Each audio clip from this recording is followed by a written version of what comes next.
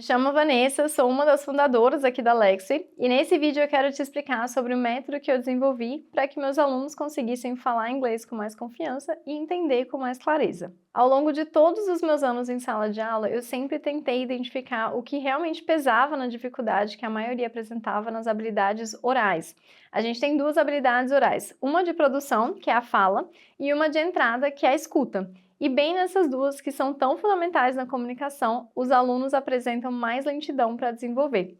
Eu vou te mostrar por que isso acontece e como a gente pode resolver essa situação. A maioria dos cursos foca bastante em vocabulário e gramática, mas o que muita gente não se atenta é que todo idioma é composto por 3 elementos: estrutura, vocabulário e pronúncia. E é claro que é importante estudar a gramática da língua e aprender o significado de palavras e expressões, mas a grande maioria acaba deixando de fora a pronúncia. Isso atrasa demais o processo de aprendizado do idioma. O que você precisa entender é que o estudo de pronúncia precisa ser feito de forma intencional. Não é só repetir e tentar pegar de forma intuitiva. Precisa ser um treino consciente mesmo. Quando a gente aprende outra língua, a gente se depara com sons que não acontecem no português. E muitas vezes a forma como os sons se conectam não são naturais para a gente e seguem um padrão diferente da nossa língua. A escrita do inglês é cheia de particularidades. Muitas palavras não são pronunciadas da forma que parecem. Muitas letras produzem sons diferentes dependendo do contexto e muitas vezes letras que estão escritas sequer são pronunciadas. Vamos dar uma olhadinha aqui em alguns exemplos. Essa terminação, por exemplo, que é escrita como T-U-R-E, nas palavras como picture, future, nature, adventure, a gente não lê como está escrito. Se a gente pensar na leitura da forma como a gente leria em português, talvez a gente se deparasse com algo como ture, ture. E aqui a gente vai ver que, na verdade, a pronúncia é chur, chur. Então a gente tem picture, future, nature, adventure.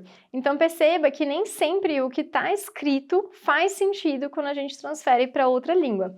Quando você aprende ali os padrões, essas terminações, facilita muito para você aumentar a lista de palavras que você consegue pronunciar corretamente e sem dar aquela escorregada ali de talvez não ser entendido ou de não entender quando alguém falar uma dessas palavras. Então, conhecer bem os sons, saber identificá-los e reproduzi-los corretamente é o que acelera o seu caminho até a tão desejada fluência, ou para quem já é fluente, é o que leva o seu inglês a um outro nível com uma comunicação muito mais natural e confiante. E se até uma criança nativa começa a alfabetização em inglês pelos sons, imagina quem está aprendendo inglês como segunda língua. A gente já passou anos falando português, então é natural tentar adaptar os sons do inglês para aquilo que já é familiar aos nossos ouvidos e à nossa articulação. E é bem aí que muitos erros de pronúncia começam. Por isso que treinar os sons de forma intencional faz tanta diferença. Ainda mais quando se trata do inglês, que a parte escrita gera tanta confusão com a parte oral. E essa confusão não acontece só com alunos iniciantes. Muitas vezes, alunos com inglês mais avançado não conseguem entender a conexão dos sons ou escorregam numa pronúncia que gera ruído na comunicação e na forma como o ouvinte te entende. Eu vou mostrar para vocês alguns exemplos de palavras que, dependendo de onde você coloca a sílaba tônica, muda o sentido da palavra. Então, começando com essa daqui, a gente tem duas possibilidades: record e record.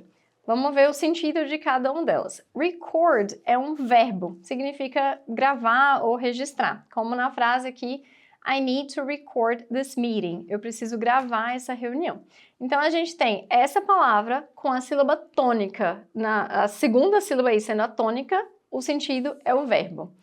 E agora a mesma palavra, só que com a pronúncia ali da primeira sílaba sendo a tônica. Record, record. Agora a gente tem um substantivo que significa gravação, registro ou recorde. Então, na frase aqui, she broke the world record in swimming. Então, ela quebrou o recorde mundial na natação. Então, a gente teria a primeira sílaba sendo a tônica. E isso acontece com uma lista de várias outras palavras. Então, às vezes, um aluno que já está no nível mais avançado, intermediário, acaba escorregando nisso daqui. Então, a pronúncia, ela está relacionada também com o sentido das palavras. Vou mostrar mais alguns exemplos. Quando a gente trabalha com essas duplas de palavras, esse contraste da pronúncia vai ficar assim. Para os verbos, a sílaba tônica vai ser a segunda. Então, eu tenho record, present, contract, permit. E os substantivos, que são os nouns, vão ter a sílaba tônica marcada ali na primeira. Record, present, contract, permit. E o sentido das palavras é diferente. A primeira aí a gente já viu, depois a gente tem present, é o verbo apresentar. Então, você vai fazer uma apresentação.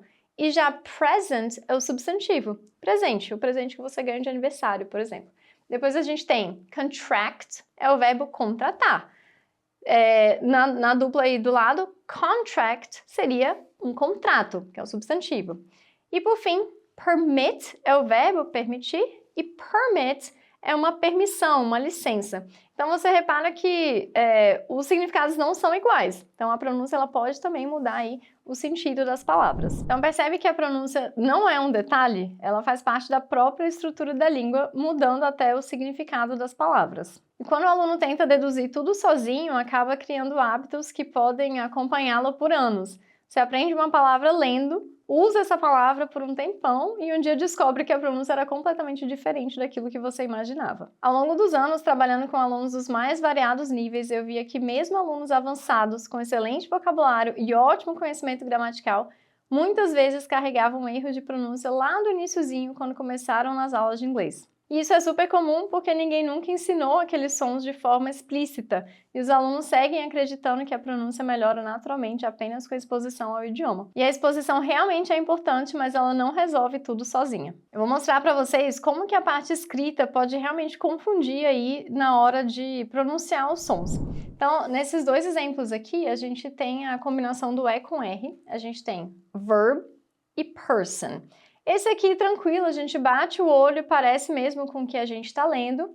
E aí, eu vou mostrar aqui duas palavras que têm a combinação do I com R.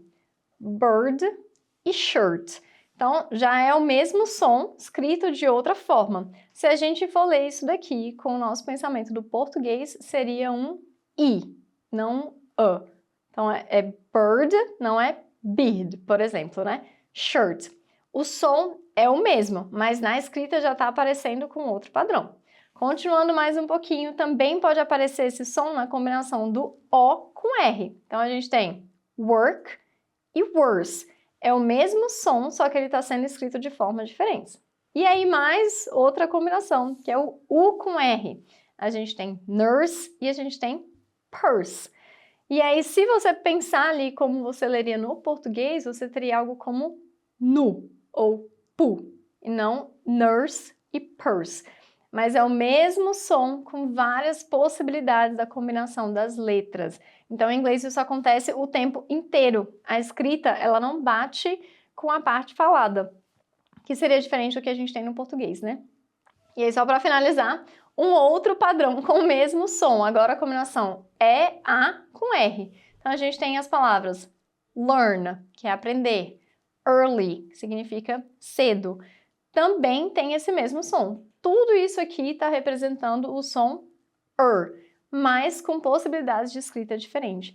Então, se você estuda isso de forma intencional, vê como que funcionam esses padrões, é muito mais rápido de você evoluir e evitar possíveis erros de pronúncia. Então, a evolução acontece muito mais rápido quando existe estudo direcionado e consciência dos sons e a prática intencional mesmo. E foi pensando nisso que eu criei o Pronúncia Destravada. Esse é um curso completo de pronúncia do inglês, desenvolvido para ajudar alunos de qualquer nível, do iniciante até o avançado, a compreender e produzir os sons da língua com muito mais clareza e naturalidade. E até mesmo para professores de inglês. Ao longo de mais de 30 aulas, nós estudamos todos os sons do inglês de forma detalhada. Você vai entender exatamente como cada som é produzido, quais movimentos a boca realiza, quais são as diferenças em relação aos sons do português e como treinar cada um deles corretamente.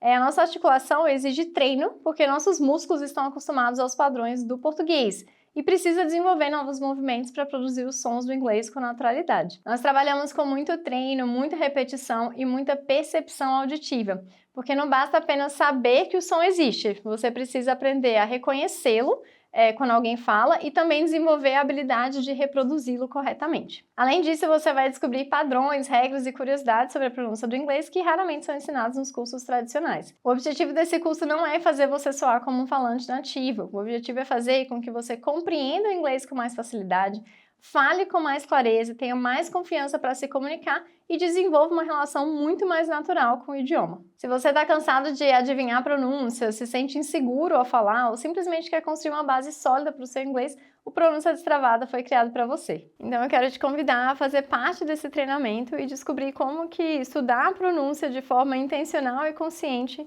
pode transformar a forma como você ouve, fala e aprende inglês.